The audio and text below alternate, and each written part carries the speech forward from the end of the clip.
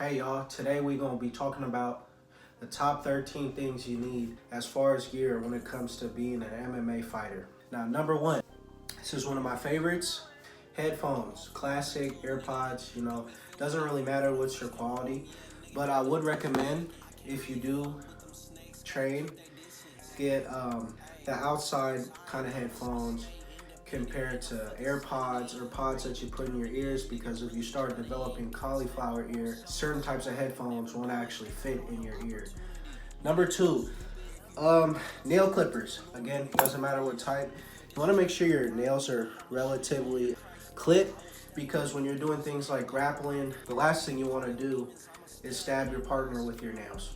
Number three, fungal repellent, it could be a spray or a paste. And the reason you want this is because you can get things like staph infection or ringworm. And this doesn't just even apply to MMA, it also applies to stuff such as jiu-jitsu as well as wrestling. So any grappling heavy sport, even things like football or rugby where you're rubbing up on dudes all day, you're gonna need that for protection. That's number four? Number four, mouth guard, preferably a gel mouth guard. You can get this from Sports Basement or whatever local sports store. The reason being is so you can protect your teeth when you're doing things like boxing, kickboxing, MMA sparring, or just any combat sport in general. You want to keep your teeth protected. Number five, Band-Aids. Reason you need Band-Aids, self-explanatory, fight gym.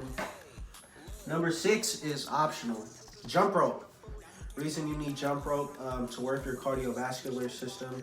You'll see a lot of, especially boxers, but also MMA fighters use this as a form of low intensity cardio if you're not as opposed to running or using a bike. Number six, five or six. Water bottle, again, self-explanatory, exercise. Number seven, hand wraps. Reason you need hand wraps is you typically wear these under either your MMA gloves or your boxing gloves. These just add extra support to your wrists, so when you're fighting or sparring, you're less likely to get any fractures or broken bones. But you shouldn't even be hitting that hard where that's the case. Number seven, for me, this is optional. I personally don't wear headgear, but if you're sparring on the regular, I would recommend it to avoid cuts and bruises on your face. But recent studies have shown that it actually doesn't prevent concussion. So that's why I personally don't wear it. But if you want to keep your face pretty, you should definitely use some form of headgear. Eight, cup.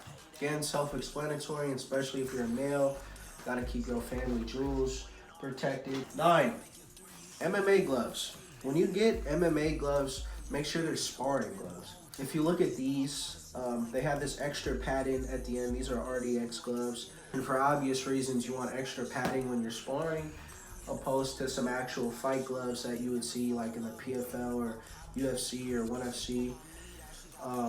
So these are strictly for the gym and maybe some amateur matches. 10, right? That's like 10. I don't know, I'm getting these numbers mixed up. 11, shin guards. These are more kickboxing style shin guards. The Muay Thai, there's also Muay Thai shin guards. They work pretty much the same. The only difference being kind of the foot. The Muay Thai shin guards are more shell-like and wider. But these are obviously so when you kick someone, you don't break a bone, and also you don't hurt them as badly. Make sure you get these instead of the ones that are kind of like socks that you slip on your shins. Those are more for amateur fights. Those were the shin guards that I was using for my first amateur fight. So I'd recommend RDX, doesn't really matter. Number 12, finally, let's make sure they're 16-ounce boxing gloves, not 10-ounce bag gloves. The reason you want 16-ounce is because they have extra padding. Let's say that day you're just doing kickboxing or you're just focusing on boxing or bag work. It doesn't really matter what 16-ounce gloves you have. For the most part, I just like these. They also match the shin guards. But make sure they're 16 ounces. 14 ounces maybe if you're a kid or you're a female, but 16 ounces for the most part. All right, that's it.